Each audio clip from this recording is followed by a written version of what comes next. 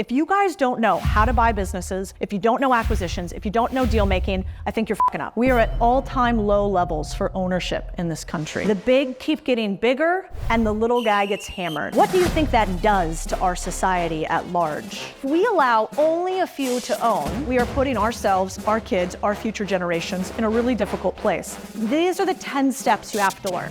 A bunch of people on the internet just want to entertain you. They want to dancing Barrett up on stage. They want to give you that thing called motivation, which actually is pretty fucking worthless. I'm here to do one thing for you, make you money. We're gonna talk about how to make more of it. We're gonna talk about how the big boys do it. And we're gonna get technical as fuck, basically. That's what this whole thing is about. And all I ask of each of you is you're gonna have a moment here where, I don't know, some words sound different. Maybe it feels a little bit technical. Maybe there are some tactics here that are getting a little bit deeper than that dancing bear on the internet we've all gotten used to. And what I want you to do in that moment is pull out your pen and paper, and I want you to actually buckle down, because here's a secret I realized really early in my career of working in high finance, that all of the money is made on the classes we fucking hated in high school. Accounting, all the money made. Finance, all the money made. Calculus, okay, probably not. But everything else besides calculus is where all the money is made. And yet, it's the very thing that bores us that we'd rather just Netflix and chill instead of. So we're gonna dive into that today, and let's see if we can figure out this PowerPoint. Okay, these guys. Anybody know everyone on this screen? Who's this guy? Do you guys know who this is? Yell his name. Carlos Slim, nice. My Latino out there is like, of course. Okay, this guy. This guy's the richest fucking guy in the world. LVMH. Anybody know this guy? Charles Koch, that's exactly right. What about this guy? Ah, yeah, I love it. We got an Indian in the house too. Okay, richest guy in India. What's funny about this is, one, you don't see these people on the internet. Why? Because they get rich pretty quietly. Two, these people all have one thing in common besides their giant bank accounts. What do you think that is? They're men, okay. That's right. They have penises. There's a penis attached to every one of those, I think. Okay, anything else besides that? Growth through acquisition. They own holding companies. You think Bernard came up with Louis Vuitton? Does this guy look like a fashion icon? No. He bought that thing for pennies on the dollar. Same with Dior and a bunch of the biggest brands in the world. They followed this playbook. And that playbook is what we're gonna break down today. It's how a bunch of guys that look like this take your blood, sweat, and tears as entrepreneurs, and just at the moment where you can no longer tolerate running your business, they buy it from you and they 20x it. That is what we are going to change here. We're going to stop one thing I see happen to entrepreneurs again and again and again, is that you sell at the point of pain for you, which is the point of profit for somebody else. And instead, we're gonna talk to you about the private equity playbook and growth through acquisitions as opposed to one client at a time. I have this one overarching truth, which if you believe this, you can believe most things I'm gonna tell you today, which that is easier to buy profits than it is to build them. It is way easier. Why? At Contrarian Thinking, I've always had this purpose of, I don't buy into people's hopes and dreams, AKA venture capital. I buy into facts and realities, AKA private equity. And if you can believe that, then you might be interested in what the rest of this presentation is about. The second truth that these guys know that most of us don't is the exact opposite of all the books that we read early on. The, power of one, the one thing. I mean, the richest guys in the world tell us you must focus on one thing, right? Otherwise you won't be successful. Well, do you think the richest guy in the world, Bernard's pretty successful? Yeah, and yet he has a holding company of more than 20 individual companies. It's all about how can you acquire, add leverage and scale, and combine so that the parts are greater when they are summed. That is the goal today. The other thing that people typically get to at this point is they're like, that's awesome, Codie, but I am not Carlos Slim. I don't have access to millions of dollars or tens of millions of dollars, and so how am I going to go out there and buy these businesses? How am I going to buy profits? I can acquire a client for basically zero, theoretically, if I go do it door to door, if I go do it by cold calling, but how could I do this at scale if I don't have a ton of money? And the secret word there is really 3 words and 3 letters. It's called LBO, leveraged buyout, which is a fancy way of saying, I'm going to use other people's money to buy some shit for myself.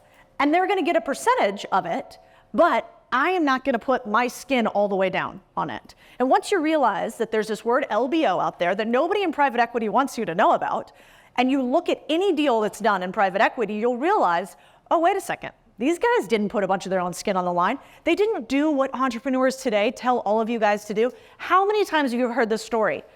I slept on my couch for 2 years to pull this off. I mortgaged my house. I barely made it. I'm so tired of that narrative. We've all done it. It is hard, don't get me wrong. Being in business means that we're all in this room a little bit, we're masochists, right? Like, it's not that fun, actually, when you run a business. It's hard. Payroll doesn't get made all the time. Your employees are always the solution, but also the biggest problem. And we know that. But I want to get over this hustle porn nonsense mentality that you have to sleep on a cot or in a couch to make your millions. I actually just think that meant that those people weren't very good. Because guess what? I've accumulated a giant portfolio, happily never slept on a couch, even though my parents came from nothing and they were immigrants. So what if we could just work smarter instead of harder? That's my idea. Now, before I get into the tactics, let me tell you why I'm even open to talking about this on the internet. Just like Ryan said, most people who've had some sort of success in private equity, you don't see us up here on stages, YouTube channels, blah, blah, blah. We leave that to the 24-year-olds that pretend that they've ever done anything and really haven't, right? Now, the reason I'm willing to do this is because the people that then listen to this advice and apply it, I have a mission for you. The information is free, but it's actually not. It comes with strings attached. What is the number one reason people leave jobs? Boss. Categorically, by a scale of 3, they're boss. Now, if you guys buy these businesses, take over these companies, what do you become? So don't suck, huh? Be better to the next generation than you were treated yourself. How about when you're an owner, give your people skin in the game? How about as you build your business, you also build up your community? How about you do right by those that help you profit? That's my ask. I think the world today is a little messed up. And I think our country has a lot of difficulties in front of us. And the solution is not shopping local, because it turns out we're incentive-advised short-term monkeys running around that only do the things that are easiest for us.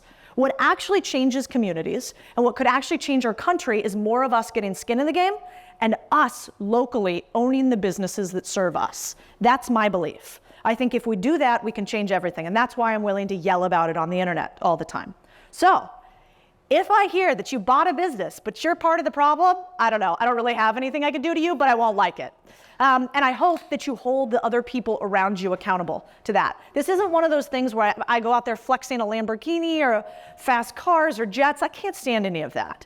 Instead of doing that, maybe help the other people surrounding you, because when all of us are a little bit wealthier, when all of us have skin in the game, the world gets a little bit better. Speaking of helping you guys out, the most valuable resource a business owner can have, it's not money, it's actually time.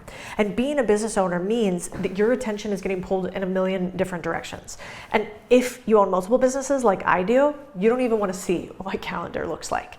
That's why we're partnering with Roll by ADP, because basically they have this AI technology that takes the guesswork out of when you're supposed to pay your employees by sending you automated notifications. You basically complete the payroll.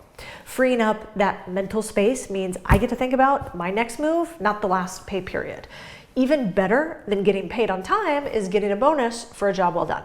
With Roll's 24/7 in-app messaging, you can request off-cycle payments, super easy. So check out Roll by ADP, click the link in the description below, and you get a 3-month promo offer just for you guys, so you can get back to what's important. Speaking of which, let's get back to the video and my calendar.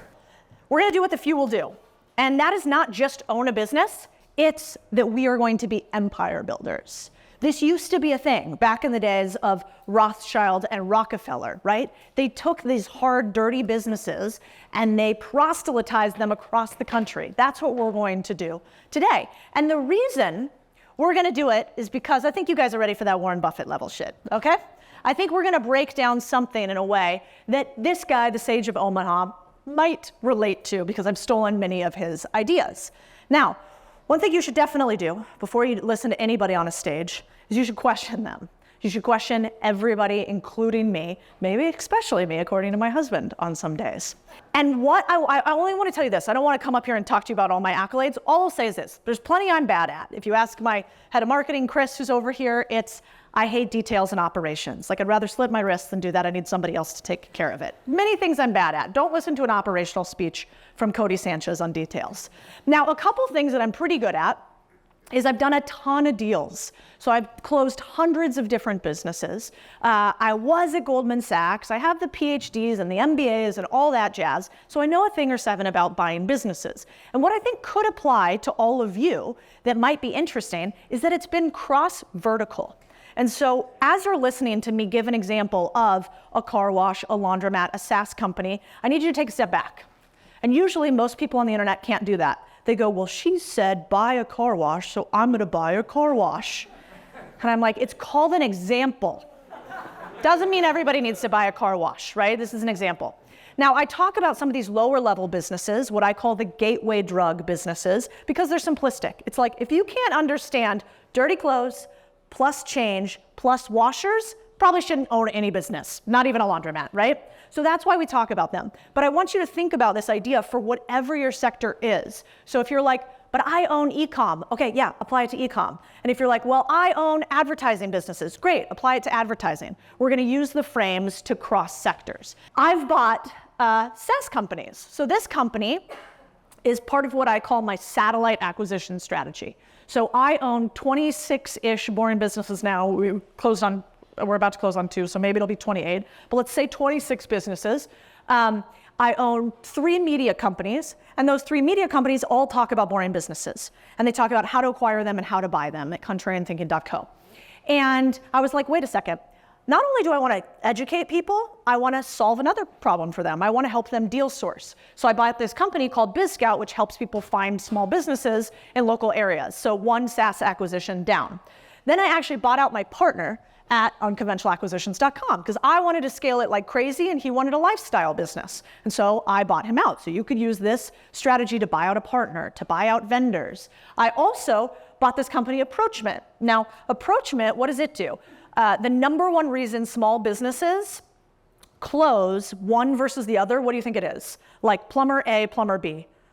They're both exactly the same. One's gonna close a client more than another. Does anybody know why? Lack of time. It's response time.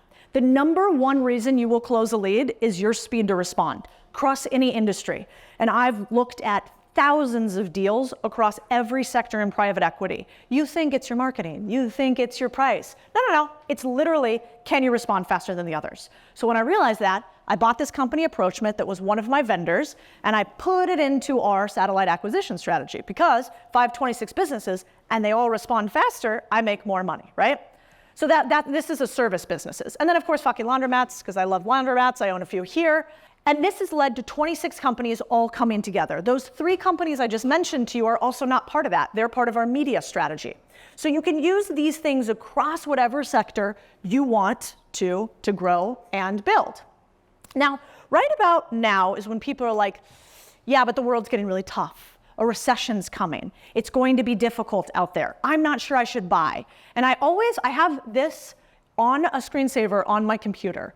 It's Baron Rothschild's quote, buy when there's blood in the streets, even if that blood is your own.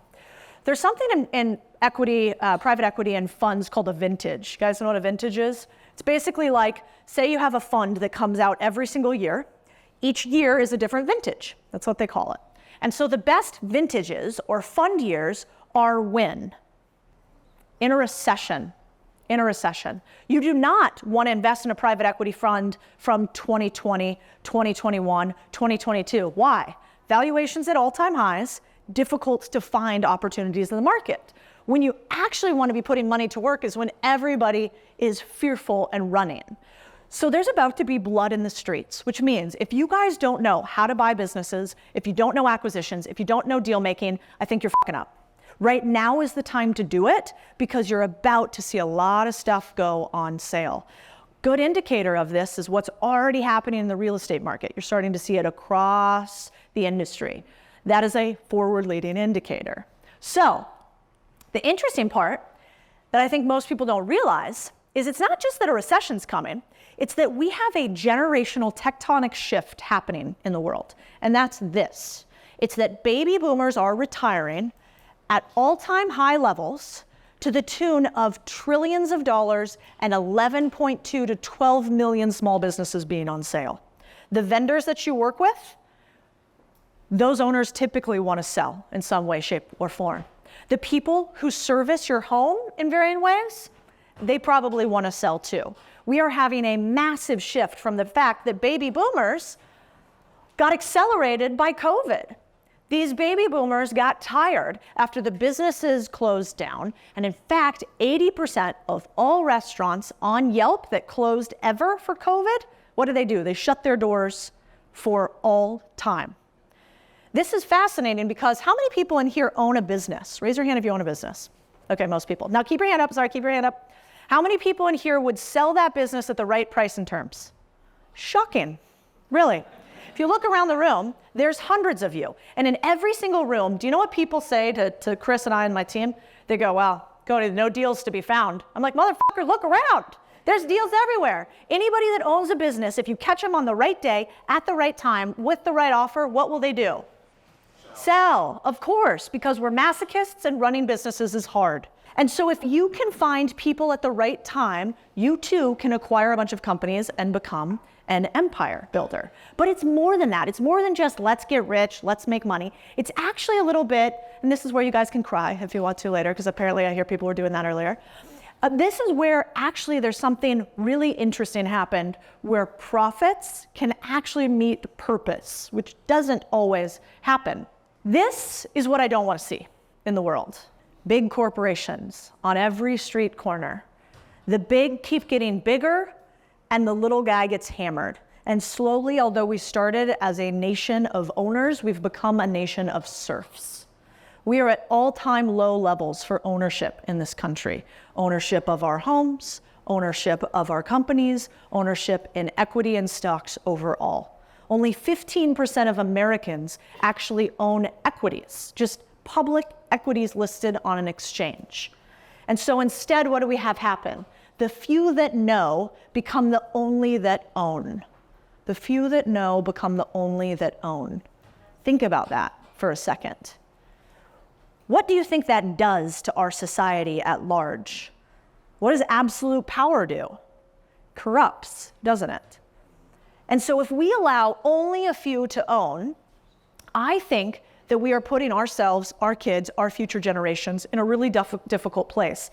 And here's why. Look at these stats. We did an analysis. So this says more hardware, grocery stores, car washes are owned by conglomerates, not locals.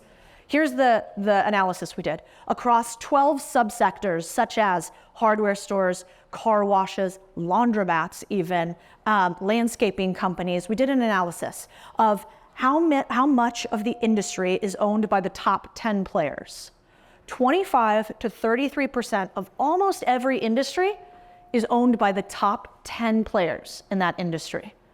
We have a real opportunity to do what the Bitcoiners said they were going to do, but we're actually going to do with ownership, which is decentralize.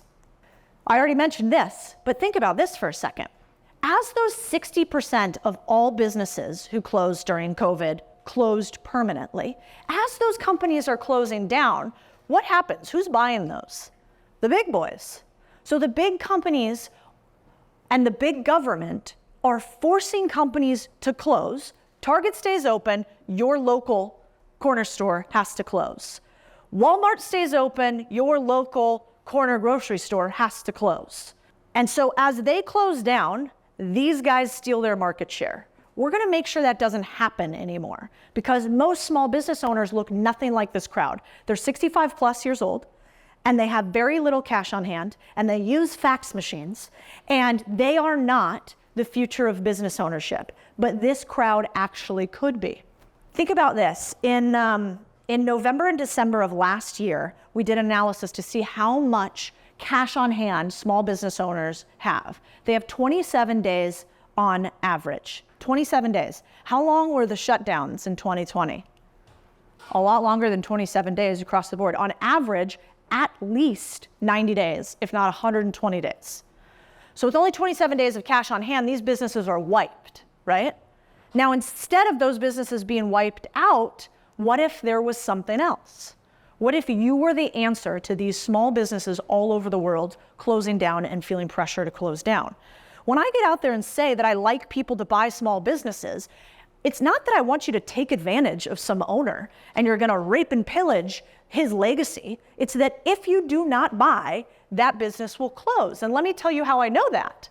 Because not only do these small businesses close down in this specific instance, but these small businesses also then have a rippling effect across the industry.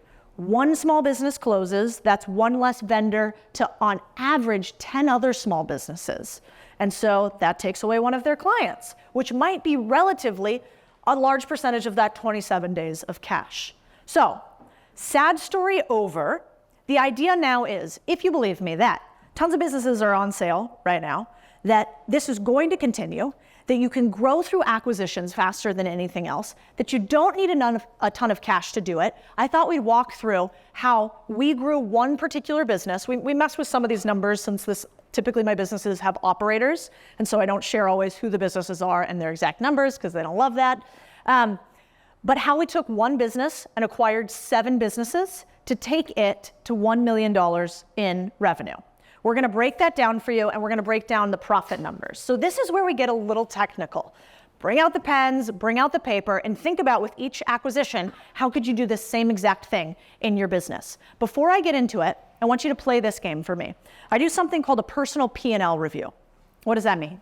I want you to think about, or write yourself a little to-do list note after this.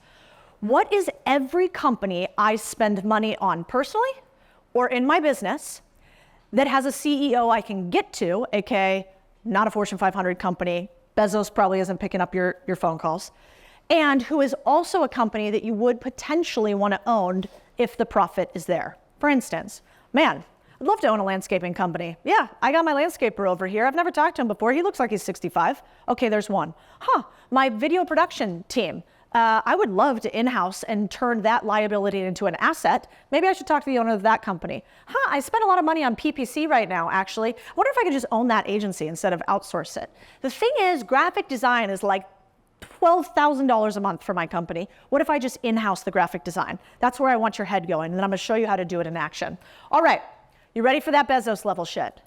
You guys ready for it? Not that Bezos, this Bezos. This is where we're going instead. Okay. Ooh, this is tiny. All right, first deal. The first deal that we did this for was a laundromat. Profit, $67,000 a year. Price to buy the laundromat, $100,000. Money down, in this case, 0% down, but usually you'd have to go somewhere between 0 and 20%. Method, seller financing, and then you could finance down payment with investors. So this is what I call a platform acquisition. So I buy one business so that I can layer others on top of it. It's like Legos, right? You start with the big Legos on the bottom, and then you think about how you can add others. This specific deal, I bought this laundromat not because I actually was thinking about it from a platform acquisition perspective, but because it was really cheap, it was opportunistic. At the time I had some spare time where I wanted to understand the laundromat game. But this was step one. You start with a platform acquisition, something that you can build on. What does that get me? That got me $67,000 in profit and one income stream. And I talk about income stream, but really this is a revenue line. You can change the two terms interchangeably. Then we do what's called an add-on acquisition. So I got my laundromat, and now I'm like, I'm 30 days into the business. The business is sort of motoring, but I'd like to have more revenue. How could I acquire more revenue? In this case, we added vending machines. These vending machines included soap vending machines. They included little toy vending machines. They included typical snack vending machines. This was bought all in. Our first vending machine was about $3,000. We bought it online. I think we spent about $25,000 all in on the costs of this business. And what did that then net us? That gave us another, what is that? So $50,000 in profit for $117,000 in total profit. So I have my platform acquisition. I do my first little add-on acquisition. After 30 days of being in business, now we're at $117,000 in profit and 2 income streams. So now I'm like 90 days in, let's say. My business is sort of standardizing. I'm rocking and rolling. I'm ready to do my next acquisition. The next acquisition is called a vertical acquisition. This is I buy my competitors. Somebody's going out of business. In this case, his name was Bob. Bob was older. Austin's too hipsterful right now. They roll up their jeans. I got to get out of here. I want to go out to the country, Bob says. Bob happens to run a large laundromat.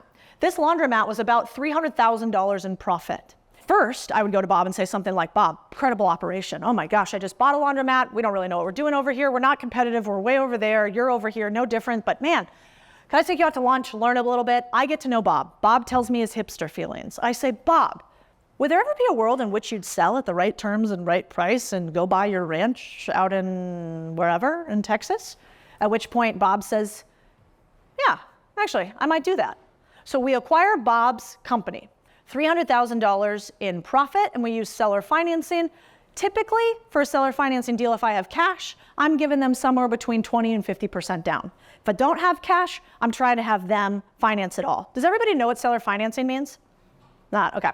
Seller financing means you take from future profits of the business to buy the business. This happens with 60% of all small business acquisitions. So if I own a business that I'm going to buy for $100,000 and that business does $30,000 a year in profit, I'm going to ask the owner, hey, would you be willing to finance me this business over a 5-year term? I'll pay you the $100,000 in chunks over 5 years. Very, very normalized. All right, so I buy out Bob. Now we're at $417,000 in profit through this vertical acquisition. Next stage, asset acquisition. So now I'm like, man, I know how to run laundromats. I got 2 of them. Things are motoring. What if I could add more capacity to my laundromats? I don't need another one per se, but I could probably add some more machines, and then I could have more people come in here more frequently. So I go out to the market and I start looking for struggling competitors. If you owned a gym company, you might go out to gyms that are struggling and say, what if I was to buy up some of those bikes because you aren't using them right now? What if I was to buy up some of your barbell equipment because you're not using them right now? So we buy machines for pennies on the dollar, and with those machines, we add another 100K plus or 50K plus in profit to this business by stretching out how much more we can do at capacity over the year. Now we've done 4 acquisitions. Do any of these acquisitions feel unattainable? Do they feel super hard and onerous? If you guys can't figure out how to buy a vending machine online, yeah, this could seem tough. But in fact, these acquisitions do not have to feel the way we feel typically when we hear that big word. Now we've got our 5th one. This is what I call a satellite acquisition. So I'm basically like, okay, so I've got these laundromats, but laundromats run on average at 20 to 30% capacity. Like my team could do more. The team at Approachment that I bought, they were running at 30% capacity. Every time I buy a business, the first thing I do is do a capacity analysis. How much more work could my people, machines, things be doing? And how can I get more work to them? Because I hate paying for stuff that I'm not using. And so I'm like, wait a second, we have all this extra capacity because we're only running at 30%. What if we could run all night long when nobody's doing laundry? Oh man, okay, if we could do that, we'd probably bring in a lot more revenue. How could we do that? Add a wash and fold delivery service. So what do? We go and buy a bunch of vans through acquisition of a company that's not doing well in the wash and fold space. We buy them out for basically the cost of their vans plus a little bit for the owners to stay with us for 6 months. And with that, we've added $250,000 in profits. We acquire their machines, we acquire the owners for a period of time, and we acquire their SOPs and software. How do we do the van delivery process? That's the difference between starting a new revenue line, where you're just buying the vans outright, and buying another business, so you get all of that inherent knowledge. The cool part about that knowledge is it's worth 0 to them because they're closing, and it's also typically valued at 0. Any businesses below 5 to definitely 1 million in revenue, you don't really value that they have systems and processes in place. You say, you guys make $100,000 a year, I'll buy you for 2 to 5x profits. That's what a small business trades for, 2 to 5x profits. Almost every time below the 10 million mark, pretty much 100% of the time below the $5 million mark. So we buy this company and we add $250,000 in profit. Now we're at $717,000 in profit. This is coming out, let's call this like, 200 days in, something like that. Step 6, horizontal acquisition. This really did it for me. We bought a soap company. We did not buy this soap company because you e-com people are clever like that. We bought a no-name, brandless, no marketing soap company. And we did that because the second thing I do after a capacity analysis is I go, where am I spending a ton of money? I hate spending money. I'm very cheap. I want to turn everything that is a liability into an asset. So I look at where I'm spending money and I go, oh, wait a second. Soap is one of my biggest expenses besides my lease. How could I turn that into a profit center for me? And so we buy this company that has mixers for commercial grade soap. We brand it a little bit differently. We bottle it and we cut our costs 30 to 50% within that soap line item. This adds another $200K in profit because we go, well, wait a second. Now we know a bunch of the other people in the area. Why don't we, and we know what the prices are for soap, why don't we undercut the main providers of soap that they're going to with cheaper stuff because we're locally based. Plus there's some like goodwill between us. And so we're going to sell out into the marketplace, which is how we get 200K in profit. So now we're at like 917 in profit. Step 7. Hard asset real estate. This is a real book, by the way, which I just think is fantastic. Could you imagine putting that on your book cover? We buy real estate. We buy the commercial unit that we're in, the commercial building that we're in. Why? Because for your laundromat, that is your most expensive cost besides water and utilities, which you can't buy.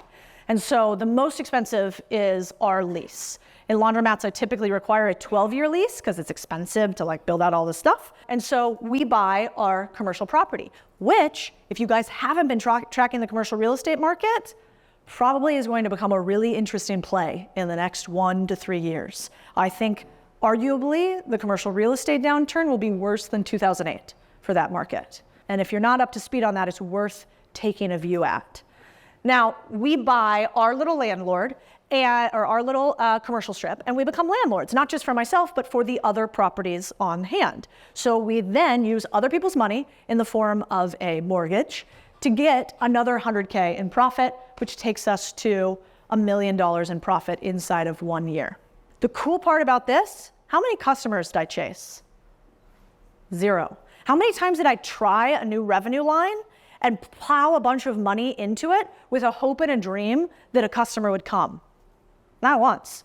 I was buying things at their cost value or at a multiple of profit and using the profit from the business and other people's money in order to acquire more customers. How many of you guys can use other people's money to spend on ads? Can you do that? Not really. You can do that all day in acquisitions. All right, so this is typically people say something right here. I don't know if it is too soon or not, but it's just his face is so pathetic. I love putting it on there. Then people go, well, I have no cash, right? And I think in this audience, there's plenty of people with a mind capable of thinking of how to get access to capital. But if you have that sneaky little voice in the back of your head saying that you can't do acquisitions, it's too scary, I want to keep acquiring my customers one-on-one, I want to talk to you about what I call the Get Rich Tripod. Super clickbaity name, but basically what it is there's 3 legs of the stool to stand on if you don't want to use your own cash and you want to do acquisitions. So I think about it like this.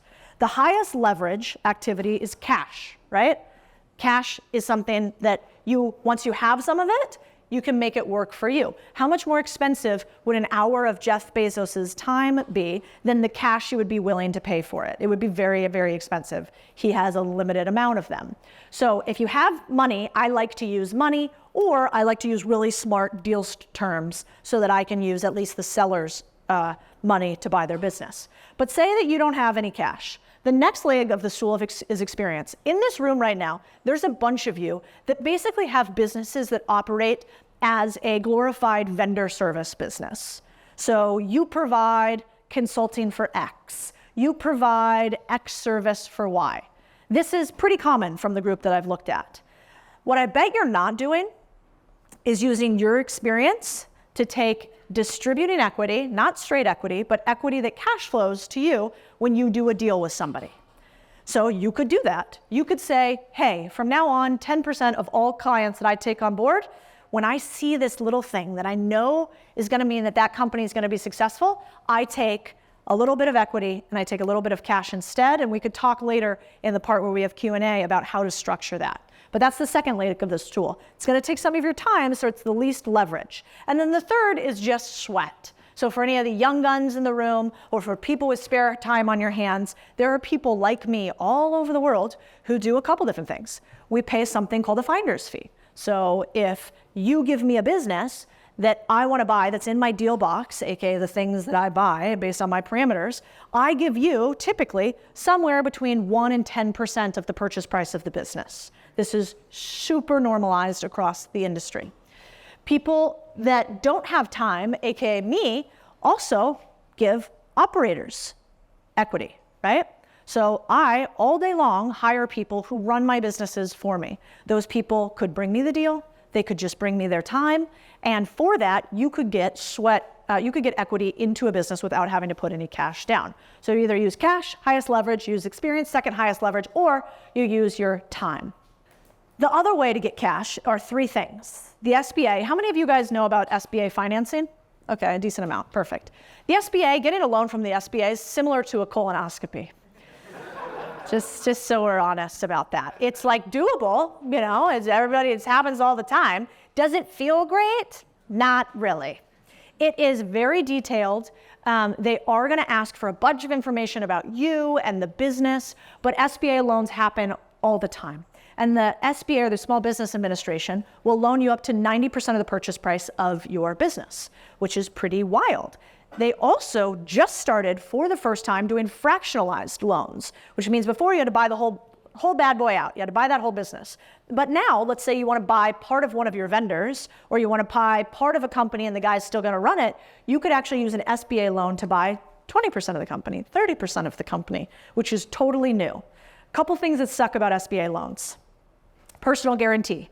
That means if this deal goes sideways, you have to pay it up, whether that's your house or some assets that you have, whatever the case may be. Second is life insurance, something lots of people don't talk about, but they make sure that you have a policy in case you croak and they're stuck with this business, right? And the third thing about the SBA is they have some specific terms. So interest rates are set, you know, the payback period is set, there's some prepayment penalties, all these things that sound super boring. But if I was to tell you, if you were my student, I was going to tell you how to do a deal, I would tell you to put it all in a model with all the options. And the model doesn't have to be fancy. It can be a little Excel spreadsheet that basically says, here's what it looks like if I buy at Y, Z, A, B, right? The second way is seller financing, my favorite way to do deals, because it happens all the time and people on the internet love to tell me that it never happens.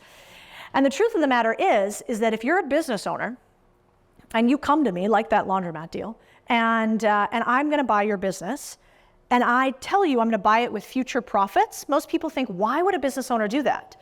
And let me tell you why. Because if there are 11 small businesses for sale inside of one calendar year, how many of them do you think sell within 1 year? 11 businesses, how many will sell in 1 year? One, that's right. One small business will sell. So it's the opposite of real estate. You got 10 people that are looking for a way to close a deal. Of course they're gonna negotiate with you. Of course you're gonna have to prove to them that you're not gonna, run their business into the ground and then give them no money. Of course. But this is totally doable and we do deals like this all day. The last thing is OPM. So say you're in an audience like this and you wanna do a deal. You wanna get it done fast, so you don't wanna do an SBA loan. The deal's a great deal, so it's kind of competitive, aka they won't sell or finance you. What do? Raise from some friends and family, and buy the business. This is a really underutilized way to do deals, because how many of you guys have ever had somebody come to you and say, hey, will you invest in this business I'm gonna buy? Probably, yeah, tons of you, so many. It's not that normal. Yet people will come to you all day and they'll do what? How many people have come to you and asked you to invest in their startup? Raise your hand if that's happened. All right, let's call it 20%, still really low, fascinating. People have normalized the let me give you money for an idea that you think might work, maybe, although it turns out about 90% of the time these things fail horridly. They flame out and you'll never see your money. I think angel investing is a bit like taking a dollar bill, lighting it on fire, and then throwing it off a cliff. It's not a great way to make money over the long term. There are a few outlying experiences, but for the most part, you lose your first 500K. Buying a small business is the opposite of that because there's profits inherent in the business. So I think OPM, or raising from friends and family, is an interesting way to do it. The reason I don't do this a lot is because if I love a business, do I want to give away equity? Do I want to give away a portion of that business? No way.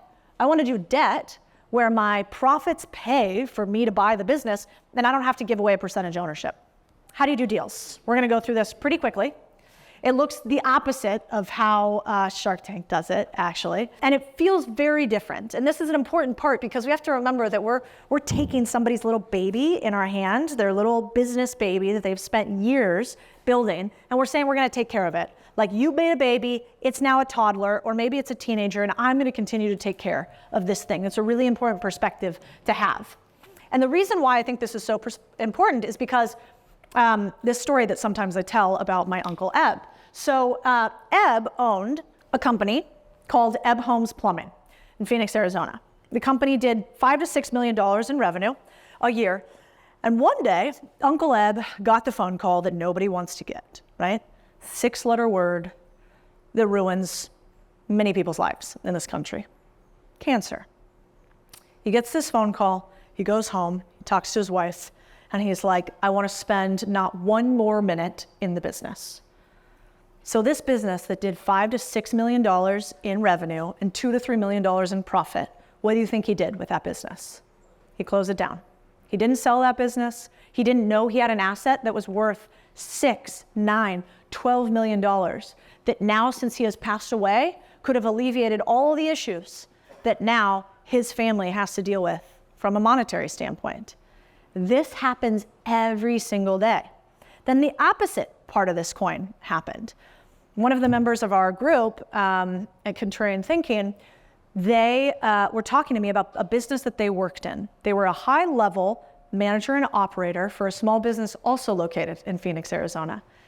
And that business, they had never thought of buying it or offering to buy it. You know, they made like a nice $250 a year, took their kids 2 weeks on vacation, didn't have a lot of extra cash, wanted to send the kids to college, liked to play softball on the weekends kind of guy, right? And when we taught him how to do deals, one day, Larry went to the owner of his business and basically said, hey, this business is amazing. I love working for you. You know, you're 66 years old. I don't know how long you want to keep running this business, and it doesn't seem like your kids are that interested in running it. Would you be open to, at some point, selling this business to me? When Larry went to have this conversation, I mean, let me tell you guys, he was emotionally distraught. He thought, maybe I'm going to get fired from having this conversation. He thought, there's no way this guy is going to sell to me. He thought, I have no cash. He's like, this is not going to happen. And instead of that going down, the second that Larry told it to this guy, he didn't tell him, yeah, maybe one day that'd be nice, whatever. Of course, like you potentially, I guess we'll talk about. He said to him, oh, this is amazing. You want to start next week? We can have like a couple month transition period. And what are we going to use seller financing to sell? I swear to God, you guys, we have it recorded. Chris can back me up. The guy literally was like, I love this. I didn't know that this was a thing. You want to come in and I'll like help you for the next 6 months? His only parameter was that he'd still like to work 3 days a week. What if there had been a Larry for my Uncle Eb? I think about that a lot. It still gives me goosebumps. But maybe full circle, we can save more people's families and these small businesses. So when people ask me where to find deals, this is what I tell them. I tell them, buy the company you work for, buy the company you pay to, buy the company you compete with, buy the company that you get paid by. The best way to find deals is your personal ecosystem.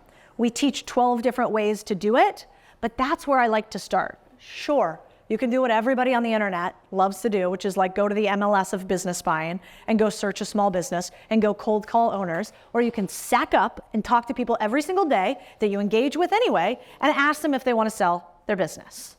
Nobody does this, and this is why there are millions of businesses for sale right now in the US. Now, if I was to tell you the type of business that I like to buy, this is my strategy. I call it SALS, stale, old, weak, simple. I buy businesses that are stale, old, weak, simple. Why? Because I'm lazy, and I don't want to work that hard, and I don't want to overpay for an asset. And so I buy these type of businesses like this. Remember that company Approachment I told you guys about? They had stale revenues for the last 3 years, flat. They're 12 years old. They were weak, AKA no marketing was done. The guy said he only worked on it 3 hours per week. I ended up believing him. They're simple. It's an outsourced chat group. Look at what we got this business for. $150K a year EBITDA business. We bought it for $75,000. Now we're doing about we think we'll do about $300,000 a year EBITDA with this operator in place if we grow this business correctly. Like, think about that for a second. That's a no-brainer. I actually only paid 60% down, and then I paid $15,000 about 90 days later when I confirmed it was everything that he told me it was gonna be. These businesses are all around. I also like this strategy. Buy boring businesses in recession-resistant asset classes, raise the prices, add technology. The average small business hasn't raised their prices in how long? Anybody know? 12 years. It's actually 8. Fucking close. 8 years. Think about that for a second. Inflation this year is what? 9.1%. So you are immediately buying an asset that you can raise prices for. And typically people don't raise prices because they think what? Oh my gosh, all my clients will leave me. There's no way. How many times have you gotten a plumber and they gave you an offer for that broken sink that you have or that toilet that your child decided to flush something down and said, yeah, sorry, I'm gonna have to shop around. I'm gonna compare for this. No, it doesn't happen. Of course you're gonna pay the $150 or $175 and you probably don't even realize the prices were raised. That's why I like to buy these businesses. Right about now is when people go, okay, what do I need to run this playbook? And what do I mean by a playbook? I mean a holding company with a bunch of businesses within them. This is what you need. You need a right hand, chief of staff, could be something like a CIO that's more expensive, could be something like a business development person, could be something like an M&A expert. You need a head of each business, so these are gonna be your operators of the underlying businesses so you don't go crazy. Eventually, I do like to have a CIO of the overarching holdco, but you don't have to start there. And then at some point, if you wanna get real fancy, you can buy the ugly houses on the block. But I don't like you guys to start with bad, failing businesses. I like you to start with profitable, consistent businesses that are kind of motoring along year after year. They're not the ugly kid on the block. They are actually the businesses that are doing pretty good and you can make them a little bit better. Now, eventually, you might want to get crazy and you add a turnaround specialist that can take really bad businesses and make them awesome. But I do not recommend you start with that. If you guys want to buy businesses, these are the 10 steps you have to learn. You basically go from the foundation, which is what you already learned today. This is like, oh wait, I could buy a business? How exactly does that work? They're for sale everywhere? Check 1, you've already done step 1. 2 is called deal clarity. Lots of people ask me, but Codie, so which business is the best business to buy? And I'm like, wrong question, totally wrong question. The right question is, what is the right business for you to buy? So we take you through a bunch of steps so you can figure that out. Number 3 is origination, which is a fancy word for how do I find a deal? Or the deals, how do I find them? Give me some mechanisms to do that. Step 4 is selling you. That's where you basically need to go through and make sure that when you take that little baby over from the business owner, that you're explaining yourself right, that you put your best foot forward, that it's like you know how to date properly. Next, we have negotiation. Negotiation is basically how do you get the price that you want in a way that's going to consistently have results, and there's an art to that, and a little bit of a science. Then we have financing, so how do you get the money for the business? Then we have closing, what are the right deal docs? Who should be on your team? What about accountants and attorneys? And then we have your first 90 days where you take over the business. Now, this little deal process that we have, we use again and again and again, and I like to show it to people because I think just about anybody inside of 90 days can learn how to buy their first business. Can you do a multi-million-dollar deal within 90 days? Probably not. But you could certainly do your first couple 6-figure acquisitions. And if you want to get technical on the part that kills most deals, which is how much do I pay? Is this really worth it? Are you sure that I should financially buy this business? Then you might want our deal calculator, which is here, it's free. And in it, you can basically take a bunch of the different numbers of the businesses and you can plug it in and you can see varying outcomes. So if I change the interest rate here, if I do seller financing instead of SBA there, then you visually can see, is this a good deal for me to do? I think it's really useful. If I was you, these are some of the questions I would be asking. I don't want to seed it too much because I want to answer what you have, but the most important steps are the ones we've talked about today and these. So that's my suggestion. Lastly, let me end with this. I think we are about to have, in fact, we already are having, one of the most difficult markets, probably of our careers for most of us. I was at Goldman Sachs in 2007, 2008, when the world was falling apart. I saw what happened to retail investors then, and I think it'll be worse this go round. I think it'll be worse. And it'll be worse because the way that 2008 played out had a lot to do with government intervention, and it also had a lot to do with a V-shaped recovery in something called mark-to-market accounting. Meaning, 2008's V-shaped recovery was completely manufactured. Completely manufactured. This one, I do not think will be. I think between interest rates, commercial real estate, and the fact that we have to also battle inflation, we are going to come into one of our most difficult markets in our existing history of investing. It is also not going to be only isolated to, let's say, startups like it was in '99. This is going to be a pervasive downturn for a period of time. And that's scary, and it should scare you. But there is a silver lining, which is that there will be blood in the streets. And in fact, the money is made when most people are fearful and greedy, and you can choose the opposite side of the coin. And so I hope you do this one thing. I hope whatever it is in your business, you make it a moral prerogative to learn deal making and business buying. There's one thing I can guarantee you. I can't guarantee you your first deal will work, can't guarantee you your second deal will work. I can guarantee you that if you learn how to do deal structuring, and if you learn how to do deals, you will never go hungry, because this is the outlier effect. It is where asymmetric risk meets asymmetric upside, which means the amount of time that you put in is completely dwarfed by the amount of value you will get out of it. So I hope you guys do the boring thing. Pay attention to the accounting. Ignore the fucking TikTok dancing bears. And I hope you invest in your community and in our country. I can pretty much guarantee you, you will not regret it. All right, thank you so much for having me.